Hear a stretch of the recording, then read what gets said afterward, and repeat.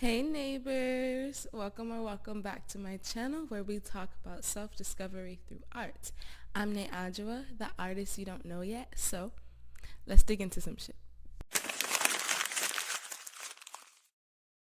Yeah, being perceived. I was doing my morning journals. I knew I wanted to film today, but I just needed that extra oomph to be able to articulate myself and share something meaningful. So I asked for discernment to communicate to the community ready to be activated by my words, actions, and energy. How beautiful. Right after that, I started writing down all the thoughts I had for this video, which is the third part to the 5-part mini-series dedicated to creative affirmations.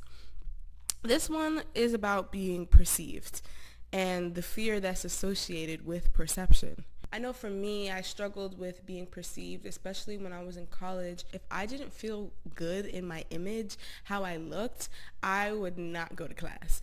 If I did, I would run to class and run right back. Luckily, I had a major where there was like 5 of us in any given class. So if they saw me looking like a bum, they understood what was up.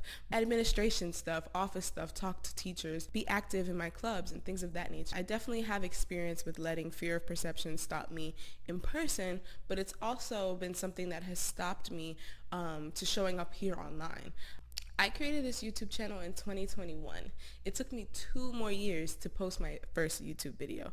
Struggling with that fear of perception is not new to me, and I think it's come back up recently, and that's why I wanted to create some affirmations for it. Is it really true that we don't want to be perceived? I also wanted to unpack some advice that we tend to get when trying to overcome the fear of perception, and this common phrase of nobody's gonna see you in the beginning, so just do it anyways. I don't know if that's true either. So my first YouTube video got 147 views. My average views are like 20 to 60 views, and I have one video that has surpassed 1,000 views.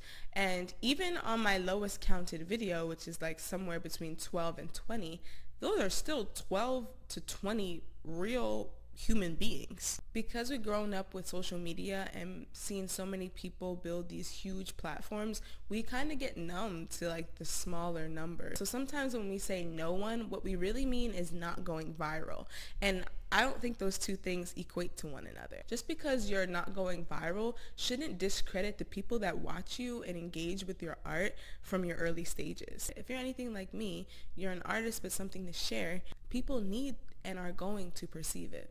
As I create authentically, that translates to whoever sees my art. We deserve to communicate the ideas and express the emotions that live inside of us. And because we deserve to put it out, it deserves to be seen because someone somewhere is deserving of receiving that message. Sometimes when we think things are going to be perceived as cringe or there'll be a negative response, is that really what we think will come from the people who this message, who our art is designed for? If we're reaching out with authentic hands, we will receive authentic love and authentic truth back. Now, do I think that this truth is always readily received? In The Artist's Way, Julia Cameron talks about the idea that so often art highlights or uncovers aspects of humanity that can make other people shame you for putting that art out. Think of the analogy of like just sweeping things under the rug. You sweep so many things under the rug that there's this big bulge in the middle of the rug that everyone can see. But you decide to speak up and point out that lump in the rug. You've peeled back a layer of humanity, exposing it. Some people in the room with you will be relieved. Thank you for exposing what's under the rug. It's been distracting me this whole time. I've been feeling the same way about the stuff swept under the rug, but nobody else talked about it, so I'm glad you brought it up and now we can talk about it. On the flip side, there will be people that are going to be like, who told you to lift up the rug? Keep the rug intact. There are people who want the rug to stay in place. They don't want to see or acknowledge what is under the rug.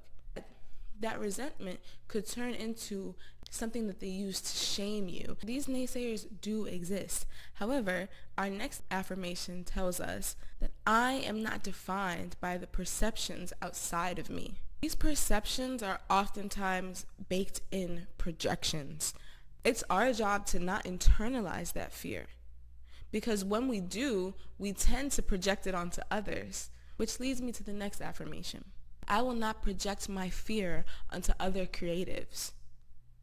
In doing this, we can break the chain of shame. We lead by example. By not judging others, by not internalizing that shame, we show those that try to project their shame onto us that it does not work. And hopefully, they will learn to sit with that shame and realize that they shouldn't be internalizing it either. Now that we've broken down the ideas that have caused this fear of perception, let us close with this last affirmation. I am willing to share my art. The shame is gone. The fear is gone. Thank you for sticking around to the end of another video. I know y'all thought I forgot about the affirmations, but honestly, it's been hard for me to share some of my affirmations because I feel like I'm still learning the lessons for myself. I want the energy to be clear, confident, intentional, and have no space for confusion. So I'm happy that when journaling, I just had that stream of consciousness thought dump, and I was able to share that with you guys today. If you'd like this video, subscribe. Let me know what other types of affirmations you would like me to do in our community tab, and share this video with a friend that you think might need to overcome their fear of perception. As always, I'm Ajua, the artist you just took some time to meet, and I'll see you next time. Bye. But the evil eyes let us know that no wayward souls are gonna affect this vibe, okay? And then right under that, one of my friends, he painted this like prism that kind of reminds me of a mirror, and I feel like when we remember that everybody is a reflection of us, then we won't be as willing to bastardize them and project our own insecurities onto other people. So I just felt like those were two vibe fitting paintings, one that I did, one that my friend did, that I wanted to share.